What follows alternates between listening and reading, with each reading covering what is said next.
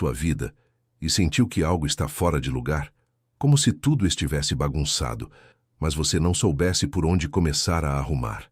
Todos nós já passamos por momentos assim, onde o caos parece dominar e a sensação de estar no controle se perde. A verdade é que muitos de nós precisamos em algum momento colocar nossa vida em ordem. Mas como fazer isso? A Bíblia nos ensina que viver em ordem não é apenas sobre organização externa, mas sobre alinhamento interior com os propósitos de Deus. Em 1 Coríntios capítulo 14, versículo 40, está escrito: "Mas faça-se tudo com decência e ordem." Deus nos chama a viver de maneira ordenada, não apenas em nossas tarefas diárias, mas em nosso coração, em nossos relacionamentos e em nossos objetivos de vida. Agora, eu sei que muitos de nós estamos sobrecarregados. A correria da vida, os imprevistos, as incertezas, tudo isso pode nos deixar confusos e sem rumo. Mas é possível dar o primeiro passo, começar a colocar a vida em ordem e encontrar paz nesse processo.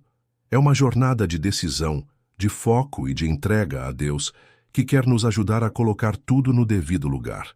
Eu quero que você pense agora: o que está fora de ordem na sua vida? Isso pode ser algo simples ou uma área mais profunda. Seja o que for, saiba que Deus quer te ajudar a colocar tudo no lugar certo. Escreva nos comentários: "Eu sou capaz de colocar minha vida em ordem."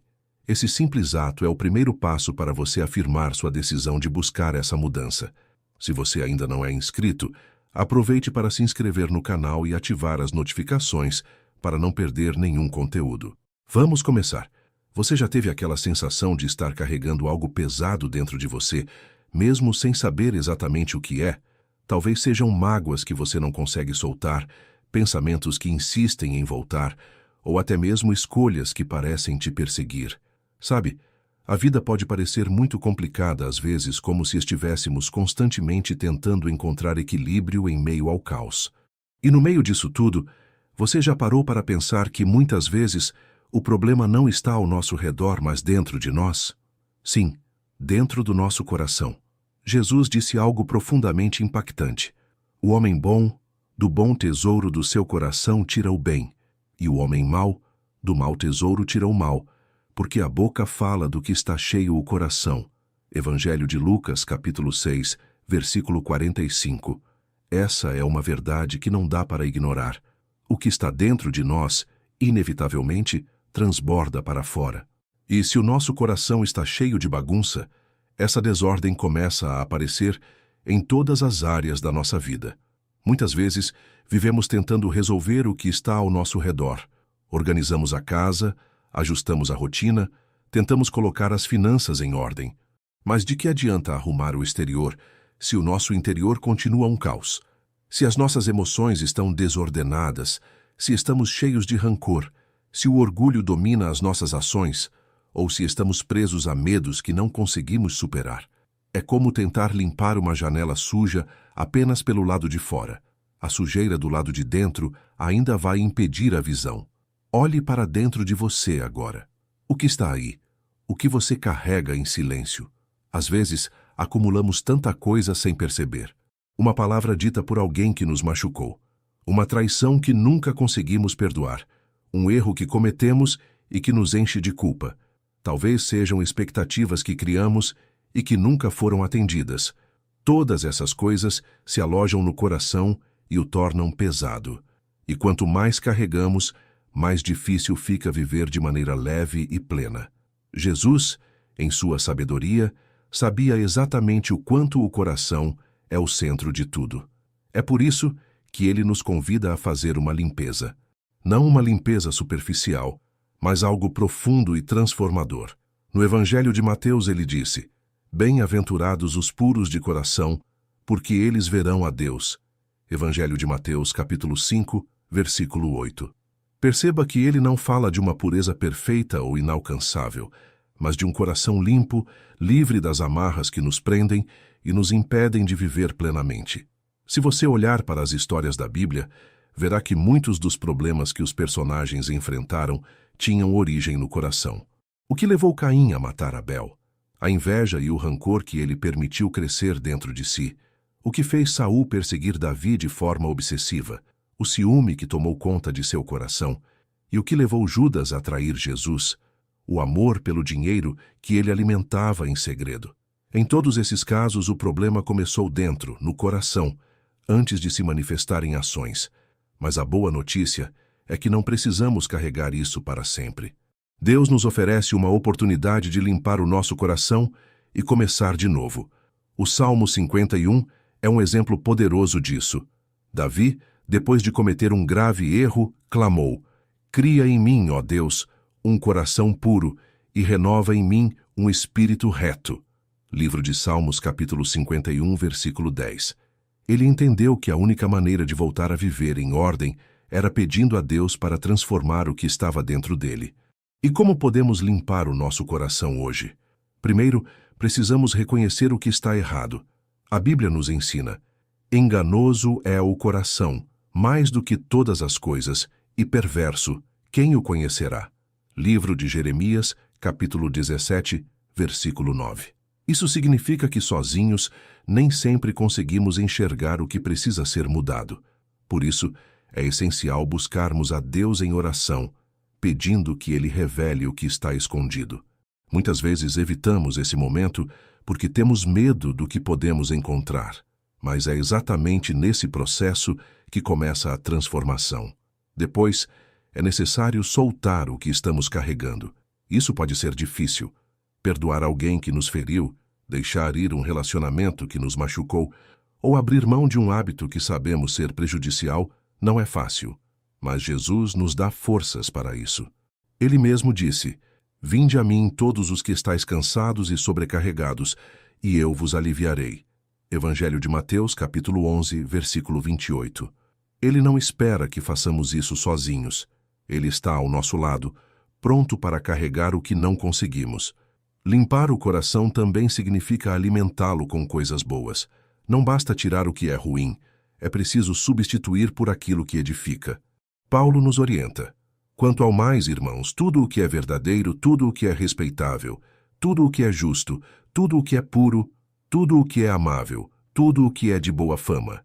Se há alguma virtude e se há algum louvor, seja isso o que ocupe o vosso pensamento." Carta aos Filipenses, capítulo 4, versículo 8. Quando escolhemos encher nosso coração com pensamentos bons, com palavras de vida e com ações de amor, estamos fortalecendo nosso interior e criando uma base sólida para viver em ordem. A jornada para limpar o coração pode ser dolorosa, mas é libertadora. Imagine viver sem o peso do passado, sem a bagunça das mágoas e sem os conflitos internos que te desgastam. Imagine poder olhar para o futuro com esperança e confiança, sabendo que o seu interior está em paz. Isso é possível, mas requer uma decisão. Agora reflita: o que você está guardando dentro de si? O que precisa ser limpo para que sua vida entre em ordem? Peça a Deus que te ajude nesse processo. Ele está pronto para transformar seu coração e te levar a uma vida cheia de paz, leveza e propósito. Número 2. Quebre os velhos ciclos. Você já teve aquela sensação de estar preso em um ciclo interminável, como se estivesse vivendo a mesma história repetidamente, sem conseguir avançar ou sair do lugar? Talvez sejam erros que você continua cometendo, relacionamentos tóxicos que você não consegue abandonar, ou até mesmo uma rotina que parece estar te consumindo. Ciclos podem ser reconfortantes, porque nos dão uma sensação falsa de controle, mas muitas vezes eles nos aprisionam, impedindo que vivamos algo novo. A verdade é que Deus não nos chamou para vivermos presos. Ele nos chamou para a liberdade. Jesus disse: "Se o Filho vos libertar, verdadeiramente sereis livres." Evangelho de João, capítulo 8, versículo 36. Liberdade não é apenas algo externo. Ela começa dentro de nós, quando decidimos quebrar os velhos ciclos que nos seguram e nos afastam do propósito de Deus. Olhe para a história dos israelitas. Deus os libertou do Egito, da escravidão, mas mesmo assim eles passaram 40 anos vagando pelo deserto. Não porque Deus queria que fosse assim, mas porque eles não conseguiam romper com a mentalidade de escravos. Toda vez que enfrentavam uma dificuldade, desejavam voltar ao Egito. Imagine isso. Deus tinha preparado para eles uma terra de abundância, um lugar de paz.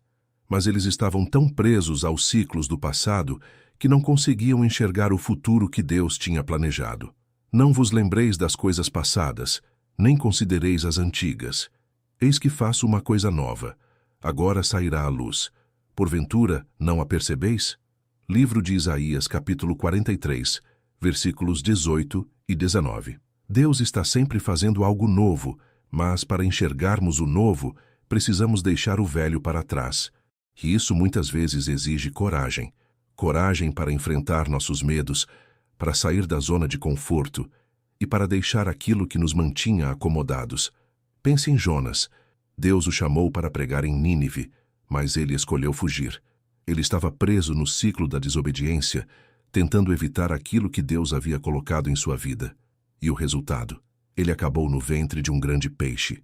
Talvez você se sinta assim, como se estivesse dentro de um lugar escuro, confinado por suas próprias escolhas. Mas a história de Jonas nos mostra algo poderoso. Enquanto ele estava naquele lugar, ele clamou a Deus. E Deus, com sua misericórdia, o tirou de lá. Na minha angústia clamei ao Senhor e ele me respondeu. Do ventre do abismo gritei, e tu ouviste a minha voz.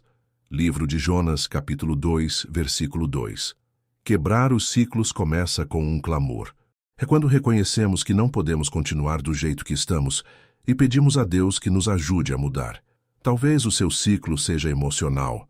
Você já percebeu como muitas vezes carregamos as mesmas feridas e as transferimos para diferentes situações? Alguém nos machuca e, em vez de curarmos a ferida, passamos a desconfiar de todos. Isso nos impede de construir relacionamentos saudáveis, porque estamos presos a um padrão de mágoa e desconfiança. Jesus nos convida a perdoar, não porque o outro merece, mas porque o perdão quebra o ciclo do rancor e nos liberta. Porque se perdoardes aos homens as suas ofensas, também vosso Pai Celestial vos perdoará.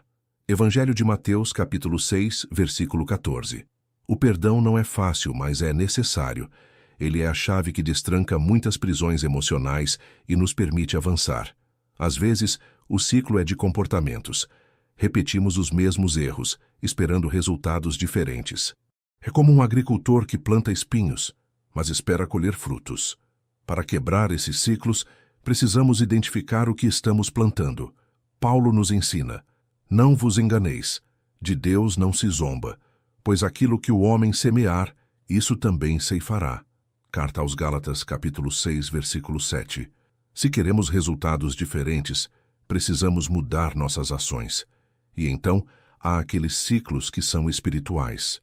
Talvez você sinta que está distante de Deus, que sua fé se tornou mecânica, ou que você está preso em uma rotina de religiosidade sem vida. Isso pode acontecer quando tentamos nos conectar a Deus com base em regras, em vez de um relacionamento genuíno. Jesus disse: este povo honra-me com os lábios, mas o seu coração está longe de mim. Evangelho de Mateus, capítulo 15, versículo 8. Ele não quer que você apenas siga rituais. Ele quer o seu coração, sua sinceridade, sua entrega. Romper ciclos exige ação. Deus pode abrir o caminho, mas cabe a nós dar os passos. Pense nos muros de Jericó. Deus prometeu que eles cairiam, mas os israelitas precisaram marchar ao redor deles por 7 dias. Foi a obediência e a persistência que fizeram os muros desabarem. Da mesma forma, para quebrar ciclos, precisamos nos movimentar, agir com fé, mesmo quando parece difícil ou impossível. Uma das coisas mais difíceis sobre romper ciclos é enfrentar o medo do desconhecido. Muitas vezes permanecemos em situações ruins porque pelo menos elas são familiares. Mas Deus nos chama para confiar nele, para dar passos de fé em direção ao novo. Porque Deus não nos deu o espírito de covardia, mas de poder, de amor e de equilíbrio. Segunda carta a Timóteo, capítulo 1, versículo 7. Quebrar os velhos ciclos é libertador. É como se uma nova luz brilhasse em nossa vida, iluminando caminhos que antes estavam escondidos. Talvez você não saiba por onde começar, mas comece pedindo a Deus que te mostre o que precisa mudar. Ele é fiel para te guiar, para te dar forças e para te ajudar a romper com aquilo que te prende.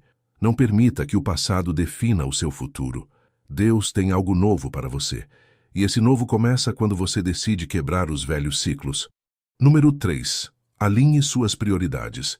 Você já parou para pensar em como está gastando seu tempo e energia? Quantas vezes sentimos que estamos correndo contra o relógio, tentando fazer tudo ao mesmo tempo, mas no final do dia parece que não fizemos nada realmente importante? A verdade é que muitos de nós vivemos com as prioridades fora de ordem, colocando energia em coisas que nos distraem do que realmente importa. Quando nossas prioridades estão desalinhadas, nossas vidas começam a perder sentido e acabamos nos sentindo sobrecarregados, cansados e vazios. Jesus nos deu um ensinamento poderoso que nos ajuda a reorganizar tudo. Buscai primeiro o reino de Deus e a sua justiça, e todas estas coisas vos serão acrescentadas. Evangelho de Mateus capítulo 6, versículo 33. Ele não disse para buscarmos isso depois de resolvermos nossas tarefas ou quando sobrar tempo. Ele disse para buscarmos primeiro, porque quando colocamos Deus no centro, tudo o mais começa a encontrar seu lugar. Olhe para sua rotina por um momento. O que tem ocupado o primeiro lugar em sua vida? O trabalho? A busca por dinheiro? A necessidade de agradar as pessoas? Não é errado trabalhar, cuidar da família ou buscar segurança financeira. Essas coisas são importantes, mas elas não podem ser o centro da sua vida. Quando permitimos que coisas temporárias ocupem o lugar principal, perdemos o equilíbrio e nos afastamos do propósito que Deus tem para nós. Jesus nos alertou sobre isso na parábola do semeador. Ele falou sobre as sementes que caíram entre os espinhos. E o que foi semeado entre espinhos é o que ouve a palavra, mas os cuidados deste mundo e a sedução das riquezas sufocam a palavra e ela fica infrutífera. Evangelho de Mateus, capítulo 13, versículo 22. Os espinhos representam aquelas coisas que parecem urgentes e importantes no momento, mas que, na verdade, nos distraem do que realmente importa. Marta, por exemplo, estava tão ocupada servindo Jesus que perdeu a oportunidade de sentar-se aos seus pés e ouvi-lo. Enquanto isso, Maria escolheu parar tudo e dar prioridade ao relacionamento com ele. Jesus disse: Marta, Marta, estás ansiosa e afadigada com muitas coisas, mas uma só é necessária. Maria escolheu a boa parte, e esta não lhe será tirada. Evangelho de Lucas, capítulo 10, versículos 41 e 42. Marta não estava fazendo algo errado, mas ela perdeu o foco do que era essencial naquele momento. Alinhar prioridades começa com uma decisão intencional de colocar o que é eterno acima do que é passageiro. É escolher gastar tempo com Deus antes de gastar tempo com o mundo. Isso pode parecer difícil em uma rotina tão acelerada, mas é essencial. Quando começamos o dia em oração e leitura da palavra, estamos declarando que Deus é a nossa prioridade. Isso não significa que todos os seus problemas desaparecerão, mas significa que você terá a direção e a força para lidar com eles. Pense em Salomão. Ele teve a oportunidade de pedir qualquer coisa a Deus, riquezas, poder, sucesso, mas ele escolheu pedir sabedoria para governar com justiça. E Deus, vendo o coração de Salomão, respondeu: E também até o que não pediste eu te dou, assim riquezas como glória, de modo que não haverá igual a ti entre os reis, por todos os teus dias. Primeiro livro dos Reis, capítulo 3, versículo 13. Quando nossas prioridades estão alinhadas com a vontade de Deus, Ele cuida do resto. A questão das prioridades também está ligada à forma como administramos nosso tempo. Muitas vezes, gastamos horas nas redes sociais, assistindo a séries ou correndo atrás de coisas que, no fundo, não têm valor duradouro. E quando olhamos para trás, percebemos que desperdiçamos momentos preciosos que poderíamos ter usado para algo significativo. Paulo nos ensina: portanto, vede prudentemente como andais, não como nécios, mas como sábios, remindo o tempo, porquanto os dias são maus. Carta aos Efésios, capítulo 5, versículos 15 e 16. Alinhar prioridades também envolve saber dizer não para coisas boas, mas que não são essenciais. Nem tudo que parece importante deve ocupar o primeiro lugar. Isso exige sabedoria e discernimento. Muitas vezes, nos sentimos sobrecarregados porque estamos tentando agradar a todos e fazer tudo. Mas Jesus nunca foi ansioso ou apressado, mesmo com todas as demandas que ele enfrentava. Ele sabia quando era hora de curar, quando era hora de ensinar e quando era hora de descansar. Ele é o nosso exemplo de equilíbrio e de vida com propósito. Outro ponto importante é lembrar que alinhar prioridades não é apenas sobre o que fazemos, mas também sobre o que somos. Às vezes, nos preocupamos tanto em cumprir metas e tarefas que esquecemos de cultivar nosso caráter e nossas relações. Qual o sentido de conquistar o mundo inteiro se perdemos nossa alma no processo? Jesus nos perguntou: pois que aproveita ao homem ganhar o mundo inteiro, se perder a sua alma? Evangelho de Mateus, capítulo 16, versículo 26. E o que dizer das prioridades dentro do lar? Muitas vezes, estamos tão focados em nossos próprios objetivos que negligenciamos nossa família. Passamos tanto tempo trabalhando que esquecemos de investir nos relacionamentos mais próximos. A Bíblia nos ensina que nossa família é um campo de missão. Paulo instruiu: mas se alguém não tem cuidado dos seus, e principalmente dos da sua família, negou a fé e é pior do que o descrente. Primeira carta a Timóteo, capítulo 5, versículo 8. Alinhar nossas prioridades inclui cuidar das pessoas que Deus colocou ao nosso lado. Alinhar suas prioridades é mais do que apenas uma questão de organização. É uma questão de coração. Quando você coloca Deus no centro, tudo começa a fazer sentido. As coisas que antes pareciam confusas começam a se alinhar. As decisões se tornam mais claras. E o vazio que tantas vezes sentimos começa a ser preenchido. Olhe para a sua vida agora. O que está no centro? O que tem ocupado o lugar principal em seu coração? Deus está te chamando para reorganizar suas prioridades, para focar no que realmente importa e para viver de forma que sua vida esteja alinhada com o propósito para o qual Ele te criou. Você não precisa fazer tudo. Precisa fazer o que é essencial. E o essencial começa com Deus. Número 4. Desapegue do passado. Por que é tão difícil seguir em frente? Porque, muitas vezes, nos agarramos ao que já passou, como se o futuro dependesse de algo que já não está mais ao nosso alcance. O passado tem o poder de nos moldar, de nos ensinar e de nos fazer crescer. Mas, quando nos prendemos a ele, seja por culpa, mágoas ou saudades, ele pode se transformar em uma prisão invisível que nos impede de viver plenamente o presente e avançar rumo ao que Deus tem preparado para nós. Na Bíblia, Deus nos convida a deixar o passado para trás e olhar para o novo. Em Isaías capítulo 43, versículos 18 e 19, está escrito: não vos lembreis das coisas passadas, nem considereis as antigas. Eis que faço uma coisa nova. Agora sairá à luz. Porventura não a percebeis? Deus nos chama para enxergar o novo, mas isso só é possível quando soltamos o que já passou. Talvez você esteja preso ao passado por causa de erros que cometeu. Quem nunca se arrependeu de algo? Quem nunca desejou ter feito diferente? Mas viver se culpando não muda nada. Pedro sabia muito bem o que era carregar o peso do fracasso. Ele negou Jesus 3 vezes, na hora em que mais deveria estar ao seu lado. Imagine a dor e a vergonha que ele sentiu. No entanto, quando Jesus ressuscitou, ele não condenou Pedro. Pelo contrário, ele o restaurou. No Evangelho de João, capítulo 21, versículos 15 a 17, Jesus perguntou 3 vezes: Pedro, tu me amas? Ele estava dando a Pedro uma chance de recomeçar. Se até Jesus está disposto a perdoar nossos erros, por que insistimos em nos punir? Quando não conseguimos nos perdoar, acabamos presos em um ciclo de culpa que nos impede de experimentar a graça e a liberdade que Deus nos oferece.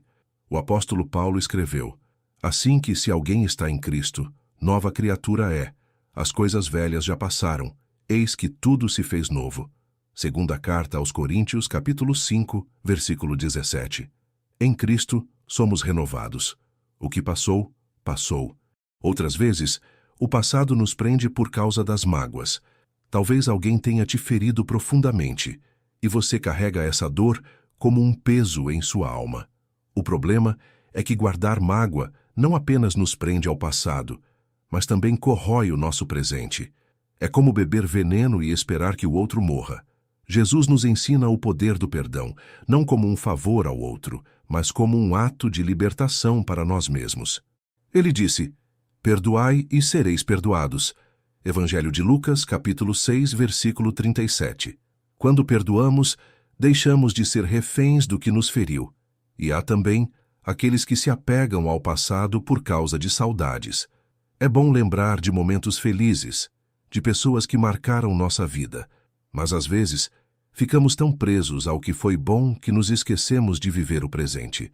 Pense no povo de Israel, que ao enfrentar dificuldades no deserto, começou a sentir saudade do Egito. Eles diziam: "Quem nos dará carne a comer?"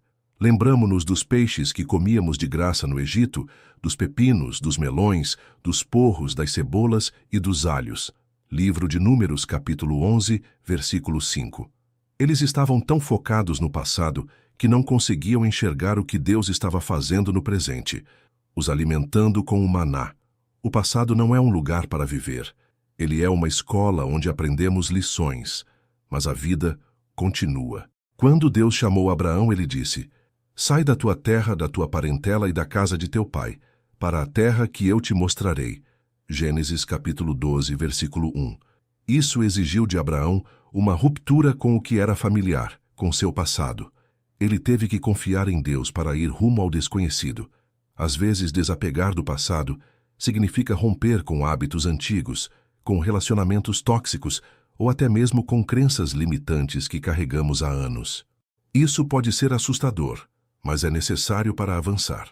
Paulo disse: "Esquecendo-me das coisas que para trás ficam e avançando para as que estão diante de mim, prossigo para o alvo, pelo prêmio da soberana vocação de Deus em Cristo Jesus."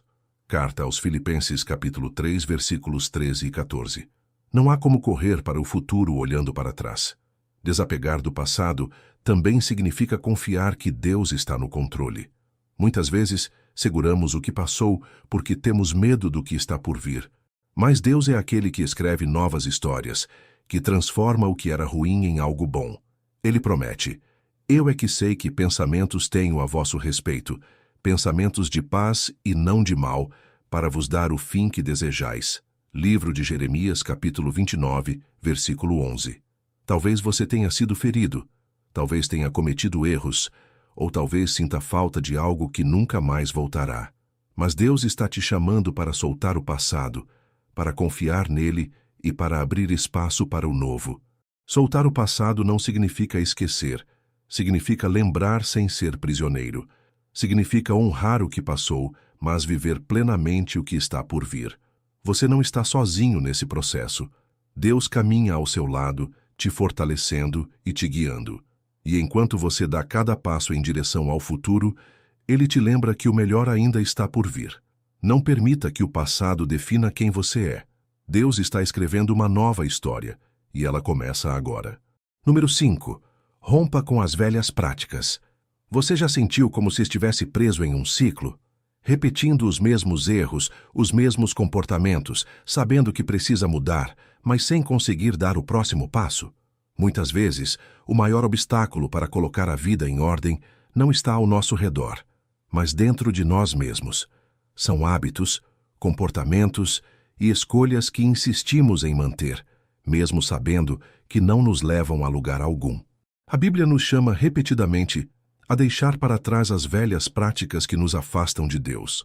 O apóstolo Paulo, em sua carta aos Efésios, nos exorta: "Quanto ao trato passado, vos despojeis do velho homem, que se corrompe pelas concupiscências do engano, e vos renoveis no espírito do vosso entendimento, e vos revistais do novo homem, que segundo Deus é criado em verdadeira justiça e santidade."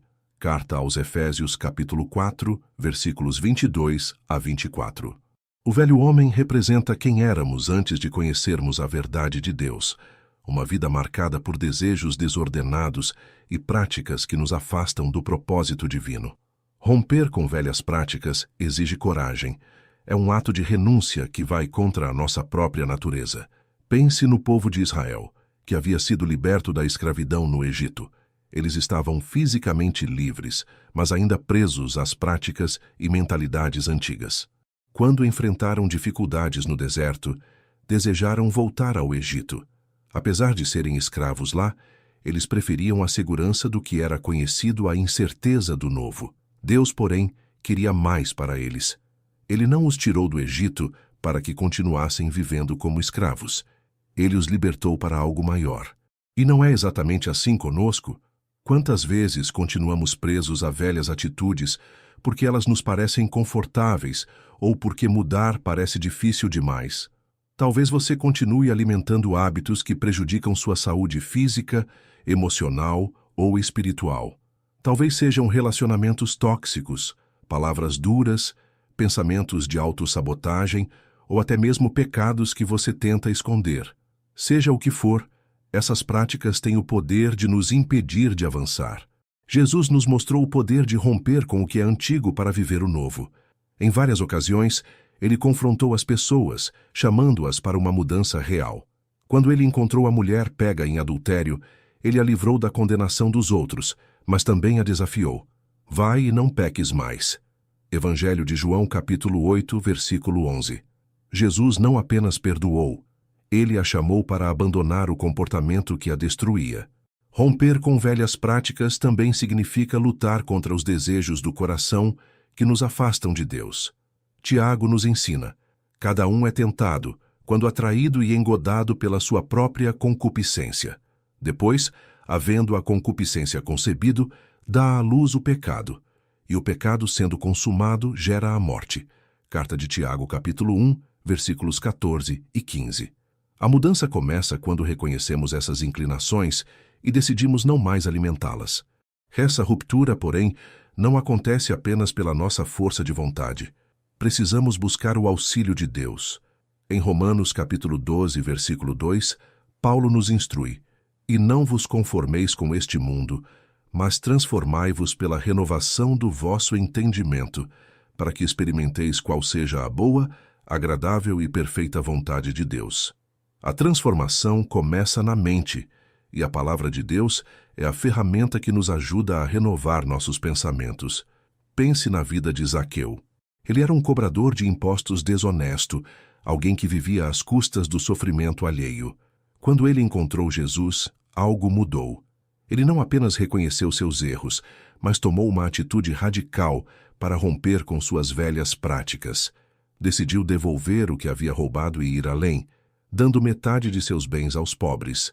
Evangelho de Lucas, capítulo 19, versículos 8 e 9. Esse é o tipo de transformação que Deus espera de nós. Uma mudança que vai além de palavras e que é refletida em ações concretas.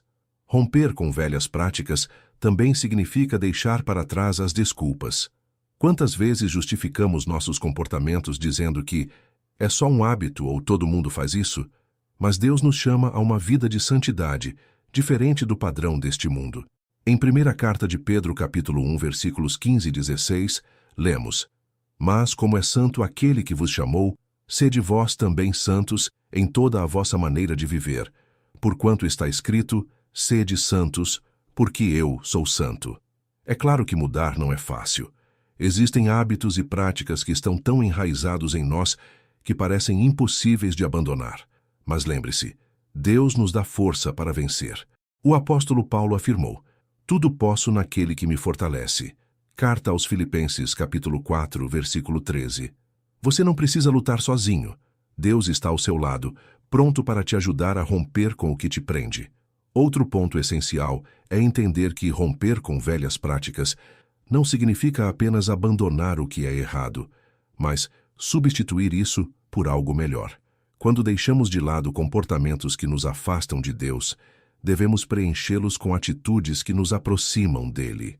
É como Jesus ensinou na parábola da casa vazia, em que o espírito maligno que saiu voltou com outros piores, porque a casa estava desocupada. Evangelho de Mateus, capítulo 12, versículos 43 a 45. Não basta abandonar o que é errado, é necessário preencher o vazio com o que é bom. Hoje Deus está te chamando para um novo nível de vida. Ele está te chamando para romper com tudo o que te aprisiona, com tudo o que te afasta dele. Talvez você tenha tentado mudar antes e falhou, mas não desista. Deus não desiste de você. Ele te oferece a força e a graça necessárias para vencer. Você não está sozinho nessa jornada. Romper com velhas práticas é um passo difícil, mas é essencial para colocar a sua vida em ordem e viver o propósito que Deus tem para você. Lembre-se, Deus não te chamou para ser escravo do passado ou dos seus hábitos antigos. Ele te chamou para ser livre, para ser uma nova criação. E essa liberdade começa quando você decide hoje deixar para trás o que te prende e seguir em direção ao que Deus tem de melhor para você. Número 6. Quebre ciclos de autossabotagem. Quantas vezes você já começou algo novo, cheio de determinação, e no meio do caminho se viu sabotando o próprio progresso? Você até sabe que precisa mudar, sabe o que é certo e sente no coração o desejo de fazer diferente, mas por algum motivo sempre acaba voltando aos mesmos padrões. É como se estivesse preso em um círculo vicioso. É frustrante, não é? Esse ciclo de autossabotagem é uma barreira invisível, mas poderosa, que nos impede de colocar nossa vida em ordem e viver o propósito que Deus tem para nós. A Bíblia nos mostra que essa luta interna não é algo novo.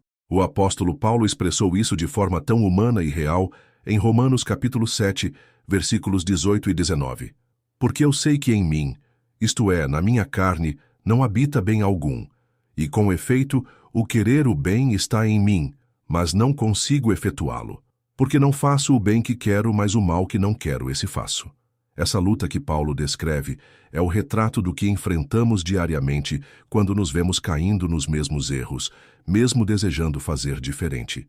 Mas por que nos sabotamos? Muitas vezes, a autossabotagem vem de crenças erradas sobre nós mesmos, enraizadas por experiências passadas, medos ou até mesmo traumas. Talvez você tenha crescido ouvindo que não era bom o suficiente, que nunca seria capaz ou que tudo o que você fazia acabava dando errado. Essas palavras, mesmo que ditas há muito tempo, podem ter plantado sementes de insegurança no seu coração. E sem perceber, você começa a agir como se essas mentiras fossem verdadeiras. No entanto, Deus nos chama para enxergar quem realmente somos nele. Em Jeremias capítulo 1, versículo 5, Deus diz: Antes que eu te formasse no ventre te conheci, e antes que saísses da madre te santifiquei. Você não é um acidente, nem um erro. Deus te criou com um propósito, e Ele já te conhecia antes mesmo de você nascer. Não permita que as mentiras do inimigo ou as feridas do passado definam quem você é ou o que você pode conquistar. Outro motivo pelo qual nos sabotamos é o medo do desconhecido. Às vezes estamos tão acostumados com o caos que nos parece mais confortável continuar nele do que enfrentar o desafio de mudar. Veja o povo de Israel no deserto. Deus os tirou da escravidão no Egito, prometendo-lhes uma terra cheia de abundância. Mas mesmo assim, eles murmuravam e desejavam voltar ao Egito. Em Êxodo capítulo 16, versículo 3, eles diziam: Quem nos dera tivéssemos morrido pela mão do Senhor na terra do Egito, quando estávamos sentados junto às panelas de carne, quando comíamos pão até fartar, porque nos trouxestes a este deserto para matar de fome a toda esta multidão. Eles preferiam a escravidão conhecida à liberdade que exigia fé. Quantas vezes fazemos o mesmo? Preferimos ficar presos a hábitos ruins, relacionamentos tóxicos ou uma vida desorganizada porque isso é familiar. Mas Deus não nos chamou para viver no medo ou na mediocridade. Em 2ª carta a Timóteo, capítulo 1, versículo 7, está escrito: Porque Deus não nos deu o espírito de temor, mas de fortaleza e de amor e de moderação. Ele nos deu a força para romper com esses ciclos. Quebrar a autossabotagem exige honestidade. É preciso reconhecer os padrões que nos têm prejudicado. Isso pode ser difícil, porque muitas vezes preferimos justificar nossos erros ou culpar circunstâncias externas. Mas Jesus nos ensina que a verdade nos liberta. Em João capítulo 8, versículo 32, ele diz: E conhecereis a verdade, e a verdade vos libertará. A verdade sobre nós mesmos pode doer, mas é o primeiro passo para a transformação. Considere também o poder do perdão, inclusive o perdão a si mesmo. Muitas vezes, a autossabotagem nasce da culpa que carregamos por erros do passado. Achamos que não merecemos algo bom ou que não somos dignos do que Deus tem para nós. Mas Deus é um Deus de graça. Em 1 João capítulo 1, versículo 9, lemos: Se confessarmos os nossos pecados, Ele é fiel e justo para nos perdoar os pecados e nos purificar de toda injustiça. Não importa o que você tenha feito, Deus está disposto a te perdoar e a te dar um novo começo. Outra chave para quebrar a autossabotagem é a renovação da mente. Em Romanos capítulo 12, versículo 2, Paulo nos instrui: E não vos conformeis com este mundo, mas transformai-vos pela renovação da vossa mente, para que experimenteis qual seja a boa, agradável e perfeita vontade de Deus. Isso significa que precisamos reprogramar nossos pensamentos, alinhando-os com a verdade de Deus. Essa mudança mental pode ser fortalecida pela prática da palavra. O salmista declara: Escondi a tua palavra no meu coração, para eu não pecar contra ti. Salmos capítulo 119, versículo 11. Quanto mais você medita na palavra de Deus, mais ela transforma a sua forma de pensar e agir. Por fim, é essencial lembrar que você não está sozinho nessa jornada. Deus está ao seu lado, te fortalecendo a cada passo. Em Isaías capítulo 41, versículo 10, ele promete: Não temas, porque eu sou contigo. Não te assombres, porque eu sou teu Deus. Eu te fortaleço e te ajudo e te sustento com a destra da minha justiça. Quando você se sentir fraco ou desanimado, lembre-se de que Deus é a sua força. Quebrar ciclos de autossabotagem é um desafio, mas também é um ato de fé. É confiar que Deus tem algo melhor para você, que você é capaz de mudar e que Ele te sustentará durante o processo. Dê o primeiro passo hoje. Não deixe que o medo ou as mentiras te impeçam de avançar. Deus te chamou para uma vida de propósito e liberdade. E essa transformação começa quando você decide, com fé, romper os ciclos que te prendem. Número 7. Abrace a mudança necessária. Você já se sentiu como se estivesse estagnado, preso em um lugar onde sabe que não deveria estar, mas ao mesmo tempo incapaz de se mover? A mudança é uma das experiências mais desafiadoras que enfrentamos na vida. E ainda assim, é absolutamente necessária para o nosso crescimento e alinhamento com o propósito de Deus. A resistência à mudança pode nos manter presos em padrões e comportamentos que nos afastam do que Deus tem de melhor para nós. Então, como podemos abraçar essa mudança necessária e dar passos em direção a uma vida em ordem? A Bíblia está repleta de exemplos de mudanças transformadoras. Pense em Abraão, chamado por Deus para deixar sua terra e sua parentela e seguir para uma terra desconhecida.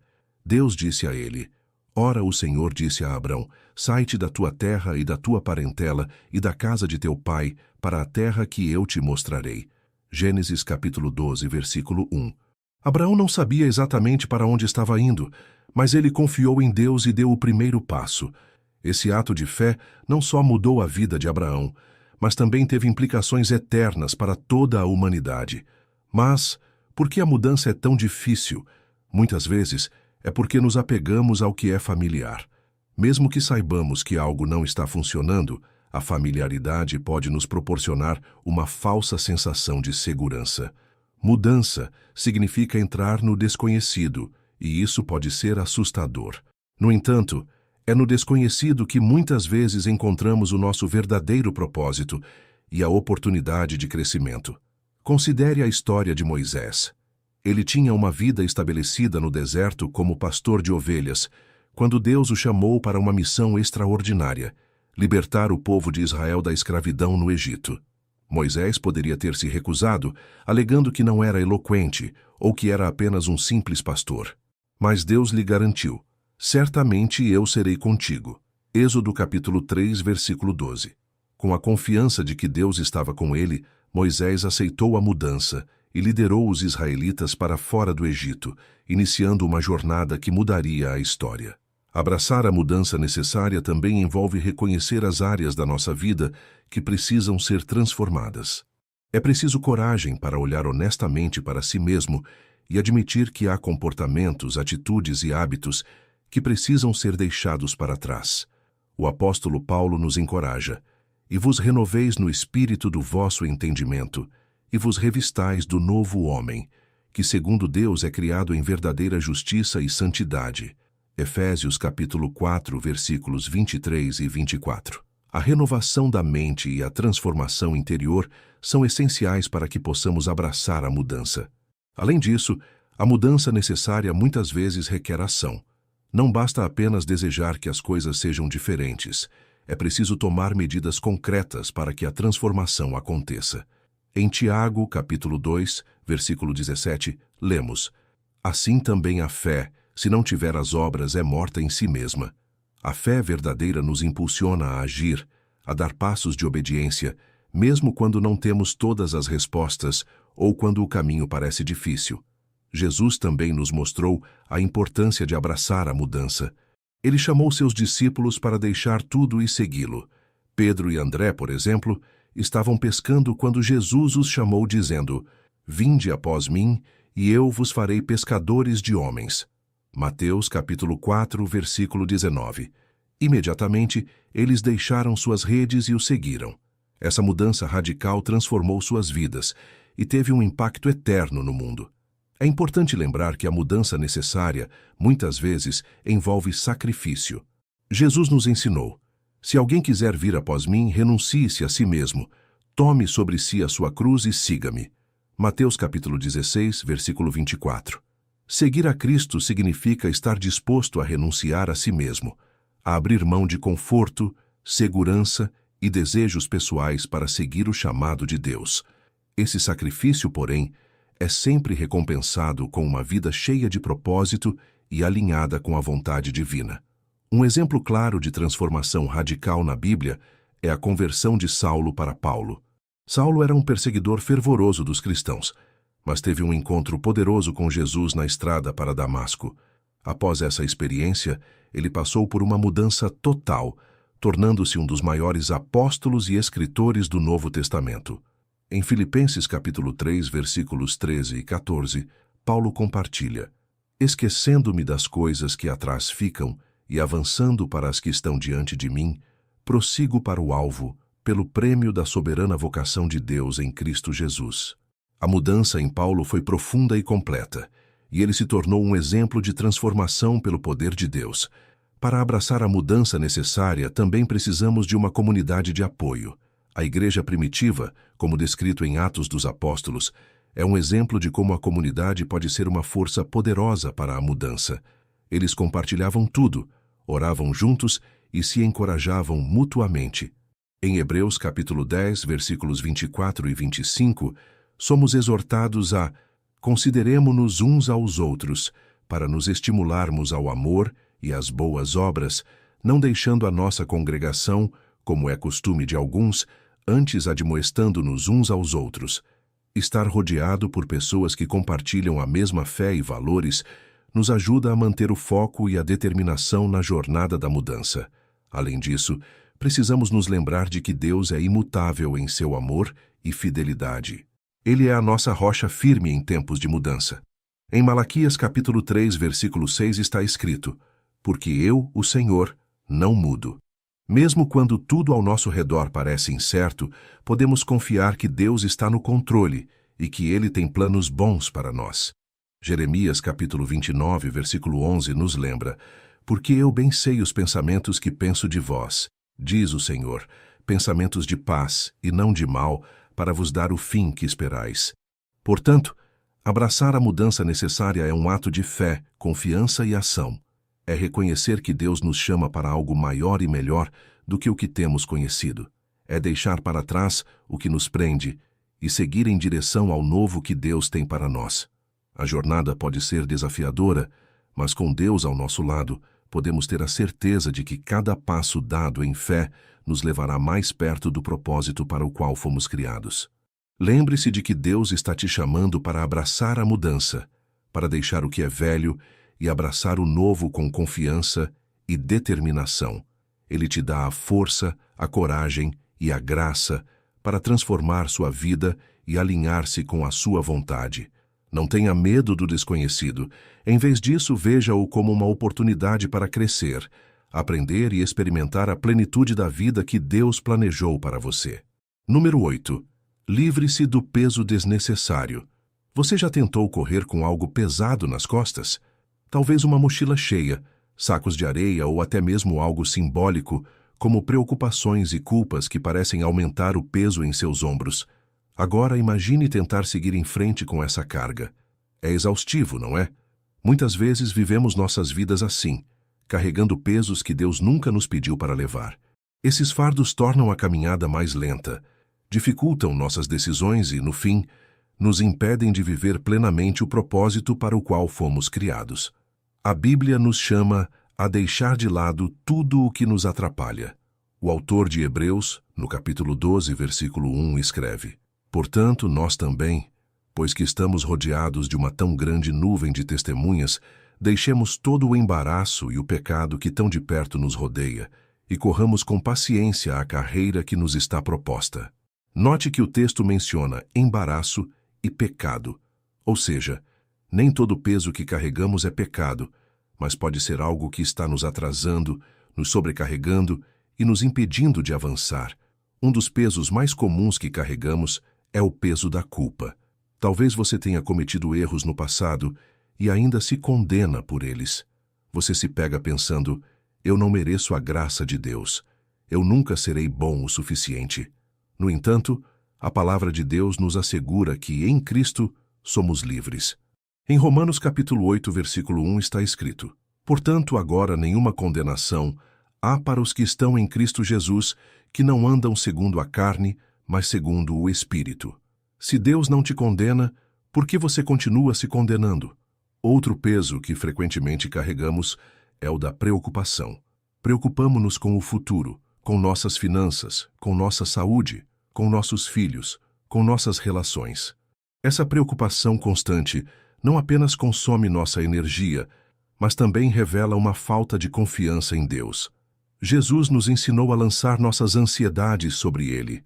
Em Mateus capítulo 6, versículo 34, ele diz: Não vos inquieteis, pois, pelo dia de amanhã, porque o dia de amanhã cuidará de si mesmo. Basta a cada dia o seu mal. Preocupação não muda nada, mas confiar em Deus muda tudo. Há também o peso do ressentimento. Guardar mágoas e se recusar a perdoar aqueles que nos machucaram é como beber veneno, esperando que a outra pessoa seja prejudicada. Jesus foi claro sobre a importância do perdão. Em Mateus capítulo 6, versículo 14, ele disse: Porque se perdoardes aos homens as suas ofensas, também vosso Pai Celestial vos perdoará a vós. Perdoar não é dizer que o que aconteceu foi certo, mas é libertar-se do peso que te prende ao passado. Pense também no peso das expectativas irreais. Muitas vezes, carregamos o fardo de tentar agradar a todos, de sermos perfeitos, ou de alcançarmos padrões impossíveis que nós mesmos criamos. Isso leva à exaustão e ao desânimo. Mas Jesus nos chama a uma vida de descanso em sua graça. Ele diz em Mateus capítulo 11, versículos 28 a 30, Vinde a mim, todos os que estáis cansados e oprimidos, e eu vos aliviarei. Tomai sobre vós o meu jugo, e aprendei de mim, que sou manso e humilde de coração, e encontrareis descanso para as vossas almas. Porque o meu jugo é suave e o meu fardo é leve. Quando entregamos nossos pesos a Ele, encontramos alívio e verdadeira paz. Outro peso que muitas vezes carregamos é o de comparações. Vivemos em um mundo onde constantemente olhamos para o que os outros têm, fazem ou alcançam. Isso nos rouba a alegria e nos distrai do que Deus nos chamou para ser. Paulo nos alerta em Gálatas capítulo 6, versículo 4. Mas prove cada um a sua própria obra e terá glória só em si mesmo e não noutro. Deus te fez único, com dons e um propósito específicos. Comparar-se com os outros é um peso que nunca foi seu para carregar. Livrar-se do peso desnecessário exige um ato de entrega. É como alguém que, ao perceber que está carregando algo muito pesado, decide deixar aquilo no chão. O salmista nos convida a fazer isso em Salmos capítulo 55, versículo 22. Lança o teu cuidado sobre o Senhor, e Ele te susterá. Nunca permitirá que o justo seja abalado. Deus está pronto para tomar os fardos que você insiste em carregar sozinho, mas Ele não vai arrancá-los de você. É preciso entregá-los. Considere também a história de Marta e Maria em Lucas capítulo 10, versículos 38 a 42. Marta estava preocupada e inquieta. sobrecarregada com o peso das tarefas e expectativas. Enquanto isso, Maria escolheu estar aos pés de Jesus, ouvindo suas palavras. Quando Marta reclamou, Jesus respondeu: Marta, Marta, estás ansiosa e afadigada com muitas coisas, mas uma só é necessária, e Maria escolheu a boa parte, a qual não lhe será tirada. Muitas vezes carregamos o peso de coisas que, no final das contas, não são necessárias. Precisamos aprender a escolher a boa parte e focar no que realmente importa. Livrar-se do peso desnecessário também envolve confiar no processo de Deus em nossas vidas. Talvez você esteja enfrentando uma situação difícil e sinta que está carregando o mundo nas costas. Mas lembre-se, Deus nunca te pede para carregar algo sozinho. Ele está ao seu lado, oferecendo ajuda e força. Em Isaías capítulo 41, versículo 13, ele promete: Porque eu, o Senhor teu Deus, te tomo pela tua mão direita e te digo: Não temas, eu te ajudo. Hoje é o dia de liberar os pesos que têm te mantido para trás. Pode ser culpa, preocupação, mágoa, comparações ou expectativas. Seja qual for o fardo, saiba que Deus te chama para viver uma vida leve, livre e cheia de propósito. Não se trata de ignorar as responsabilidades ou fingir que os problemas não existem, mas de confiar que Deus está no controle e que você não precisa carregar tudo sozinho. Ao deixar esses pesos para trás, você perceberá que sua caminhada será mais leve, sua mente mais clara e seu coração mais disposto a seguir o plano que Deus tem para você. Não espere mais. Coloque suas cargas aos pés de Cristo e experimente a liberdade que só Ele pode oferecer. Sua vida foi criada para avançar, não para ser paralisada pelo peso desnecessário. Número 9. Encare seus próprios erros. Quantas vezes você já tentou justificar algo errado que fez? Talvez tenha culpado outra pessoa, as circunstâncias ou até mesmo as pressões da vida. A verdade é que enfrentar nossos próprios erros é uma das tarefas mais difíceis, mas também uma das mais libertadoras. É impossível colocar nossa vida em ordem se continuarmos fugindo da responsabilidade por nossas escolhas. Encarar os erros não é sobre se afundar em culpa, mas sim abrir caminho para o arrependimento, a transformação e o crescimento. A Bíblia nos oferece um exemplo poderoso na história do rei Davi. Após cometer adultério com Batseba e orquestrar a morte de Urias e seu marido, Davi tentou esconder seus erros. No entanto, Deus enviou o profeta Natã para confrontá-lo. Quando Natã expôs o pecado de Davi, ele não se defendeu nem tentou justificar suas ações. Em vez disso, ele reconheceu: pequei contra o Senhor. 2 Samuel capítulo 12, versículo 13. Esse reconhecimento foi o primeiro passo para a restauração de sua comunhão com Deus. Davi poderia ter negado ou culpado os outros, mas escolheu encarar a verdade. Esse momento de honestidade consigo mesmo e com Deus resultou no Salmo 51, uma oração sincera de arrependimento.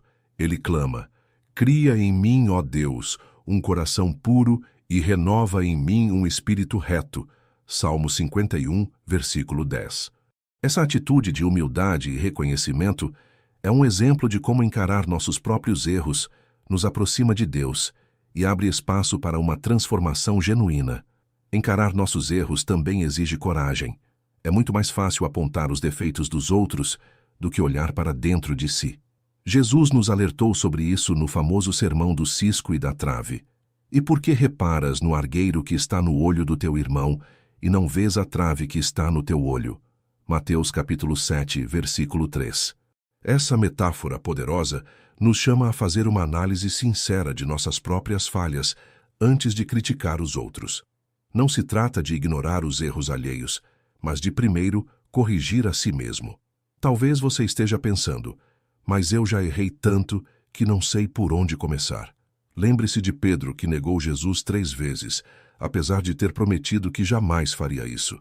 Pedro poderia ter se afundado em culpa e desistido de seu chamado. No entanto, ele encarou seu erro com sinceridade e arrependimento.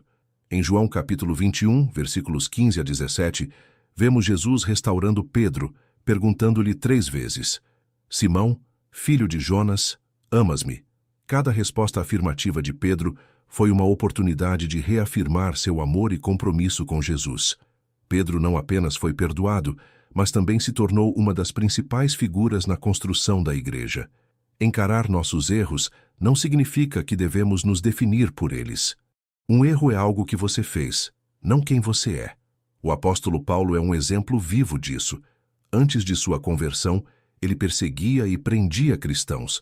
No entanto, após seu encontro com Jesus, ele não ignorou seu passado, mas o usou como um testemunho do poder transformador de Deus. Em 1 Timóteo, capítulo 1, versículo 15, ele declara: Cristo Jesus veio ao mundo para salvar os pecadores, dos quais eu sou o principal. Reconhecer seus erros não impediu Paulo de cumprir seu chamado. Pelo contrário, deu ainda mais força ao seu ministério. A confissão é um passo essencial para encarar nossos erros. Em 1 João, capítulo 1, versículo 9, lemos: Se confessarmos os nossos pecados, ele é fiel e justo para nos perdoar os pecados e nos purificar de toda injustiça. A confissão não é apenas admitir que estamos errados, é um ato de humildade que nos conecta à graça de Deus. Quando confessamos nossos erros a Ele, encontramos perdão e a oportunidade de recomeçar. Encarar os próprios erros também traz cura para os relacionamentos. Muitas vezes, os conflitos em nossas vidas permanecem porque temos dificuldade em admitir quando estamos errados. Tiago, capítulo 5, versículo 16, nos encoraja: Confessai as vossas culpas uns aos outros e orai uns pelos outros, para que sareis.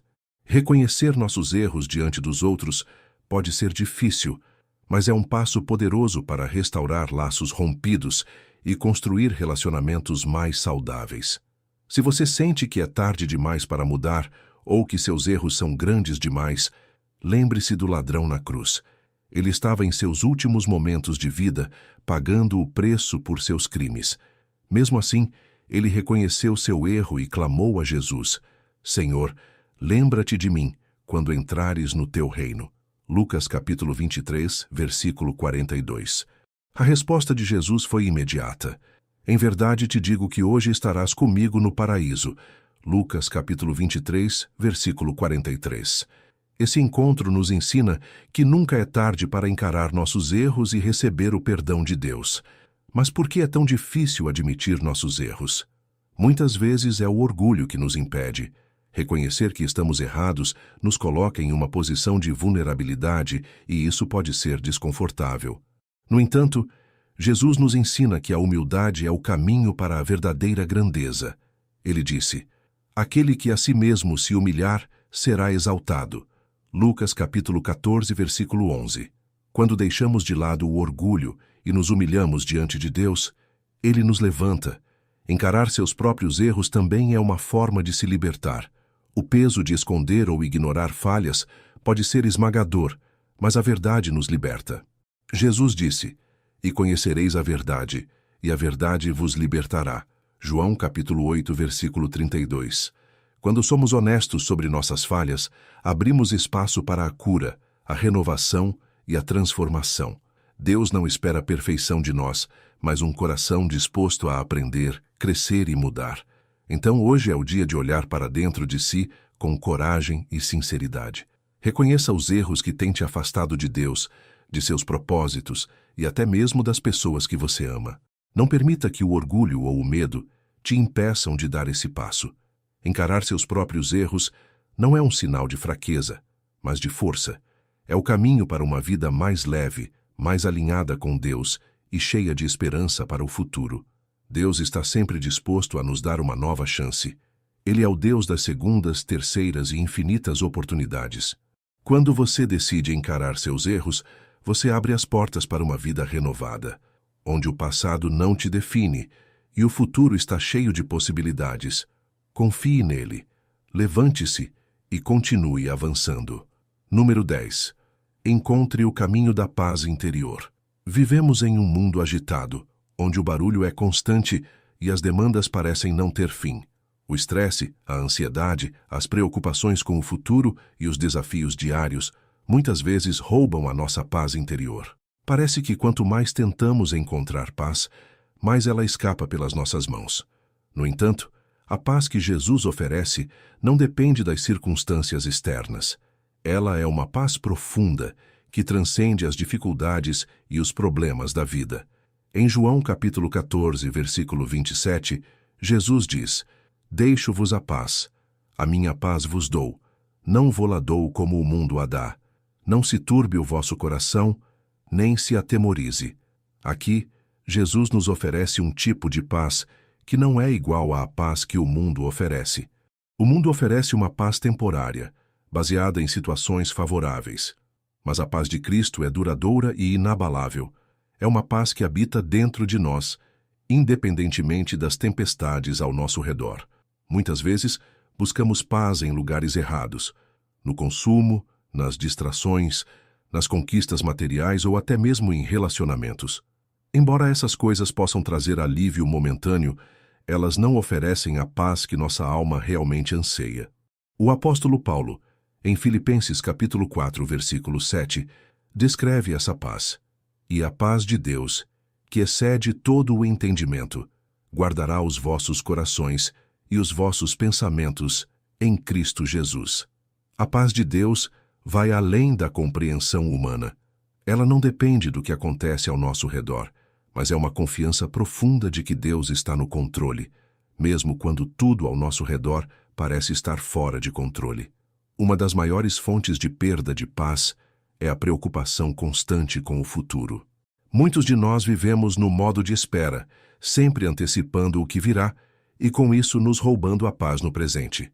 Jesus, em Mateus capítulo 6, versículo 34, nos ensina a não nos preocuparmos com o amanhã. Não vos inquieteis, pois, pelo dia de amanhã, porque o dia de amanhã cuidará de si mesmo. Basta a cada dia o seu mal.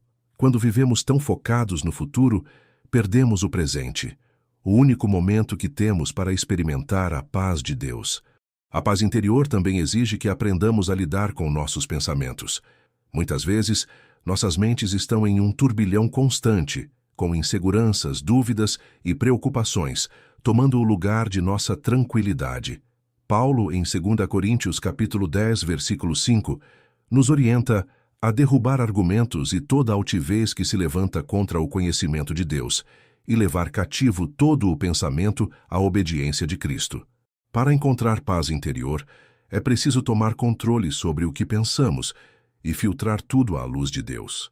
Não podemos permitir que pensamentos negativos e ansiosos se tornem os governantes da nossa mente. Outro aspecto importante na busca pela paz interior é o perdão. Quando carregamos mágoas e ressentimentos, essas emoções nos consomem e nos roubam a paz. O perdão não é uma coisa fácil de fazer, mas é essencial para viver em paz. Jesus nos ensina em Mateus capítulo 18, versículo 21-22, que devemos perdoar 70 vezes 7. Isso significa que o perdão deve ser constante e sem medidas. Quando perdoamos, não só libertamos o outro, mas também nos libertamos do peso que nos impede de viver em paz. O perdão começa dentro de nós mesmos. Muitas vezes, somos nossos maiores inimigos, nos martelando por erros passados e falhas que não conseguimos superar. Deus já nos perdoou, então por que continuamos a nos punir? Em 1 João capítulo 1, versículo 9 está escrito: Se confessarmos os nossos pecados, Ele é fiel e justo para nos perdoar os pecados e nos purificar de toda injustiça. Quando reconhecemos nossas falhas e nos arrependemos, Deus nos perdoa e nos dá a oportunidade de seguir em frente, livres da culpa. Aceitar esse perdão nos ajuda a encontrar paz interior. Encontrar a paz também envolve aprender a descansar em Deus. A vida moderna nos ensina a estar sempre ocupados, correndo de um lado para o outro, tentando fazer mais e mais. No entanto, Deus nos chama ao descanso. Em Mateus capítulo 11, versículos 28 a 30, Jesus nos diz: Vinde a mim, todos os que estáis cansados e oprimidos, e eu vos aliviarei. Tomai sobre vós o meu jugo, e aprendei de mim, que sou manso e humilde de coração, e encontrareis descanso para as vossas almas, porque o meu jugo é suave e o meu fardo é leve. O descanso que Jesus oferece não é apenas físico, mas espiritual. Quando descansamos em sua presença, encontramos paz para nossas almas mesmo no meio do caos. O Salmo 23, versículo 1, também nos ensina que o Senhor é o meu pastor, nada me faltará. Quando reconhecemos que Deus é nosso pastor, confiamos que Ele cuida de todas as nossas necessidades, o que nos dá uma paz profunda. Não precisamos nos preocupar em buscar nossa própria segurança ou acumular riquezas para nos sentirmos seguros. Quando entregamos nossa confiança totalmente em Deus, encontramos descanso e paz. Encontrar a paz interior também significa viver em harmonia com os outros. Muitas vezes, os conflitos com outras pessoas roubam nossa paz. No entanto, em Romanos capítulo 12, versículo 18, somos exortados: se for possível, quanto depender de vós, tende paz com todos os homens. Não podemos controlar as ações dos outros, mas podemos controlar nossa reação. Quando escolhemos viver em paz com os outros, deixamos de lado a raiva, a vingança e o orgulho, abrindo espaço para a paz de Deus. A paz interior não é algo que podemos simplesmente alcançar por nossas próprias forças. É uma graça que vem de Deus. Em João capítulo 16, versículo 33, Jesus nos diz: no mundo tereis aflições, mas tende bom ânimo. Eu venci o mundo. A paz não significa a ausência de problemas, mas a certeza de que, apesar das dificuldades, Deus está conosco e que em Cristo já temos a vitória. A paz interior é um processo contínuo, não é algo que conseguimos uma vez e depois nunca mais precisamos buscar. Todos os dias, precisamos fazer escolhas para manter nossa paz. Precisamos dedicar tempo à oração, à meditação na palavra de Deus e ao descanso em sua presença. Precisamos aprender a perdoar, a confiar e a descansar no Senhor. Se você sente que está distante dessa paz, saiba que não está sozinho. Jesus te chama para vir até Ele. Ele já venceu o mundo e oferece sua paz para todos que o buscarem. Não há situação que seja maior que o poder de sua paz. Deus está pronto para te dar a tranquilidade que você tanto precisa. Tudo o que você precisa fazer é abrir seu coração e deixar sua paz invadir sua vida. Número 11. Viva com propósito. Quantas vezes você já se sentiu perdido, sem direção, questionando o verdadeiro propósito de sua vida? O vazio de não saber por que estamos aqui, ou o que deveríamos fazer, pode ser um dos maiores desafios que enfrentamos. Mas a Bíblia nos ensina que nossa vida não é um acaso, e que há um propósito divino para cada um de nós. Encontrar esse propósito é o que nos dá sentido, direção e motivação para viver com intensidade e gratidão. Jesus nos dá um exemplo claro de como viver com propósito. Em Lucas capítulo 4, versículo 43, ele diz: eu preciso anunciar as boas novas do reino de Deus também às outras cidades, pois para isso fui enviado. Jesus sabia exatamente o motivo de sua vinda a este mundo. Ele veio para pregar o reino de Deus, curar os enfermos e salvar os perdidos. Não havia dúvida em sua mente sobre sua missão. Ele viveu com um propósito claro e focado, e isso transformou a vida de milhares de pessoas. E você, já se perguntou qual é o propósito de sua vida? A verdade é que, assim como Jesus, todos nós fomos chamados para um propósito específico. Em Efésios capítulo 2, versículo 10, a palavra de Deus nos diz: pois somos feitura sua, criados em Cristo Jesus para boas obras, as quais Deus preparou para que andássemos nelas. Isso significa que fomos criados com um propósito em mente, para realizar boas obras que glorifiquem a Deus e tragam impacto ao mundo ao nosso redor. Viver com propósito começa com a compreensão de que nossas vidas não são acidentais. Desde antes de nascer, Deus já tinha um plano para nós. Em Jeremias capítulo 1, versículo 5, Deus fala ao profeta Jeremias: antes que te formasse no ventre, eu te conheci, e antes que saísses da madre, te consagrei. Isso nos revela uma grande verdade. Deus tem um plano específico para cada um de nós, e Ele nos conhece profundamente até antes de nossa concepção. Muitas vezes, nos perdemos em busca do propósito da vida porque nos comparamos com os outros. Talvez você olhe para pessoas ao seu redor e pense que seus dons e talentos são mais importantes ou que elas estão fazendo algo mais significativo. Mas Deus criou você de forma única.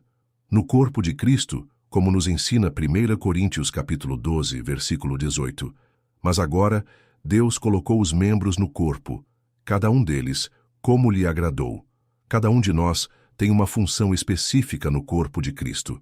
Você pode não ver o impacto imediato do que faz, mas saiba que, quando vive em alinhamento com o plano de Deus, você está cumprindo o seu propósito, mesmo nos pequenos detalhes. Muitas vezes, o propósito de nossa vida se revela através dos desafios que enfrentamos. Em 2 Coríntios capítulo 4, versículo 7, Paulo nos lembra: mas temos este tesouro em vasos de barro, para que a excelência do poder seja de Deus e não de nós. As dificuldades e tribulações que passamos não são um obstáculo ao nosso propósito, mas uma oportunidade para Deus demonstrar sua força e poder em nossas fraquezas. Quando enfrentamos dificuldades e nos entregamos a Deus, Ele usa essas experiências para nos moldar e nos preparar para o propósito que Ele tem para nós. Às vezes, pode ser difícil perceber qual é esse propósito, especialmente quando tudo ao nosso redor parece incerto. Mas Deus promete nos guiar. Em Provérbios capítulo 3, versículos 5 e 6, somos exortados: confia no Senhor de todo o teu coração e não te estribes no teu próprio entendimento. Reconhece-o em todos os teus caminhos e Ele endireitará as tuas veredas. O propósito de Deus para a sua vida pode não ser sempre claro à primeira vista, mas Ele está sempre pronto para nos guiar, desde que confiemos nele e nos entreguemos à sua vontade. A chave para viver com propósito é entender que nossa vida não se trata de nós mesmos, mas de como podemos servir aos outros e glorificar a Deus.